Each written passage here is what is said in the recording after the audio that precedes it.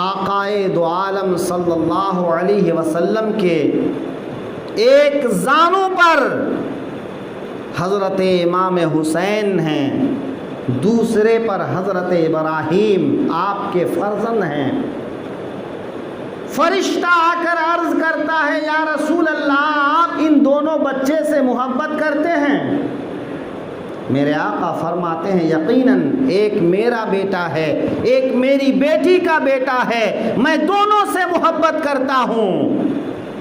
تو فرشتہ عرض کرتا ہے یا رسول اللہ لیکن اللہ ان دونوں کو آپ کے ساتھ جمع نہیں رکھے گا، ان میں سے ایک کو اللہ اپنی بارگاہ میں بلا لے گا، لیکن کسے اپنے پاس میں رکھنا ہے اس کا اختیار اللہ نے آپ کو دیا ہے۔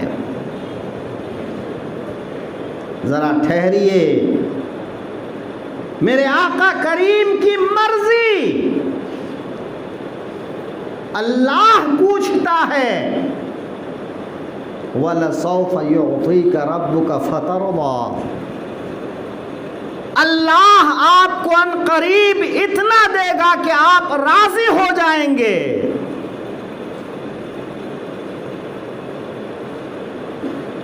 میرا رب فرماتا ہے محبوب ان میں سے ایک زندہ رہے گا ایک مرے گا، لیکن کون زندہ رہے گا کون مرے گا اس کا فیصلہ تو آپ کو کرنا ہے۔ میرے آقا ارشاد فرماتے ہیں اگر اپنے فرزند کو اللہ کے سپرد کرتا ہوں تو اس کا غم صرف مجھے ہوگا، اور اگر حسین کو اللہ کے سپرد کرتا ہوں تو اس کا غم مجھے بھی ہوگا، فاطمہ کو بھی ہوگا، علی کو بھی ہوگا۔ اس خیال سے میرے آقا ارشاد فرماتے ہیں کہ میں نے اپنے بیٹے کو اللہ کی راہ میں قربان کر دی، میں نے حسین پر اپنے بیٹے کو قربان کر دی،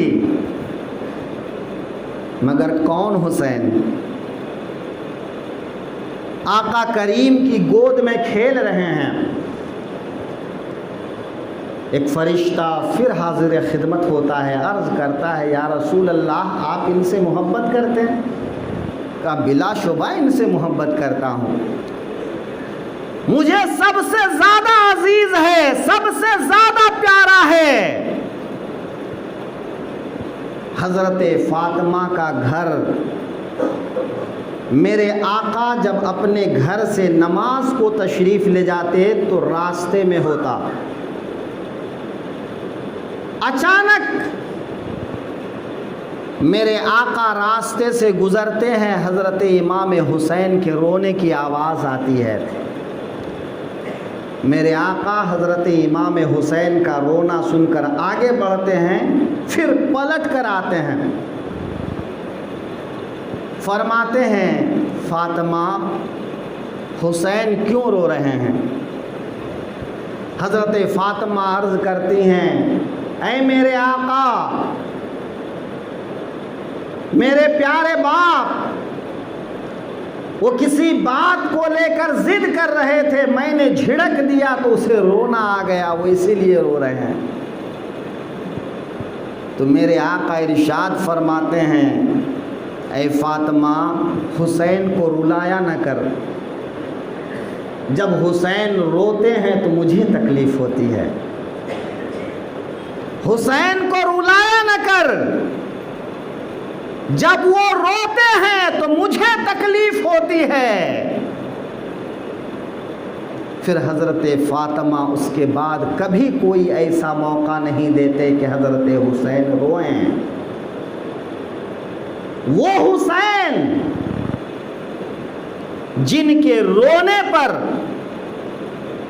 آقا کو تکلیف ہوتی ہے، وہ آقا کی خدمت میں حاضر ہیں۔ فرشتہ عرض کرتا ہے یا رسول اللہ آپ ان سے محبت کرتے ہیں؟ کہا یقینی طور پر محبت کرتا ہوں۔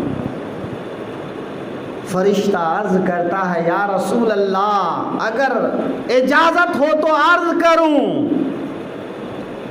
میرے آقا فرماتے ہیں بتاؤ کیا بات ہے؟ کرتے ہیں یا رسول اللہ یہ حسین ہیں جن سے آپ بے پناہ محبت کرتے ہیں، لیکن ان کو آپ ہی کے کلمہ پڑھنے والے، آپ ہی کے دین کو ماننے والے،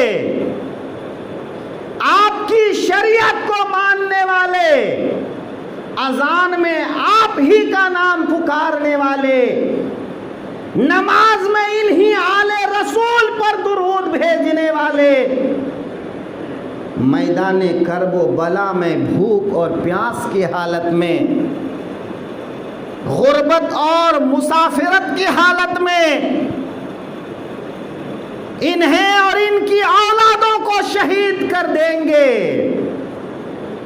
یا رسول اللہ اگر آپ چاہیں تو مقتل حسین کی مٹی میں آپ کی خدمت میں پیش کروں۔ فرشتہ ایک ہاتھ بڑھا کر اس زمین کی مٹی اٹھا کر میرے آقا کی خدمت میں پیش کرتے ہیں۔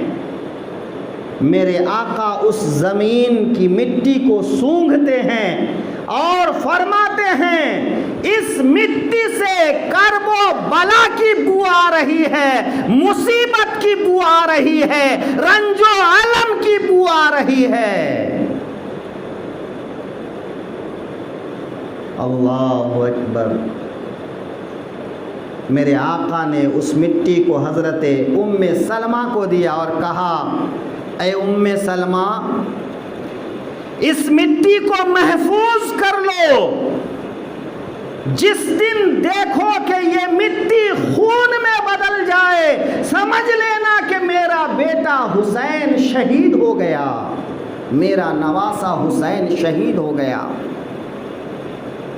میرے آقا کو معلوم ہے حسین کی شہادت پکی ہے، حسین کو شہید ہونا ہے، لیکن اپنی گود میں کھلا رہے ہیں، اپنی گود میں اٹھائے لیے چل رہے ہیں، اپنے کندھے پہ بیٹھا رہے ہیں، ان کی تربیت فرما رہے ہیں۔ یہ کس کا جگر ہوگا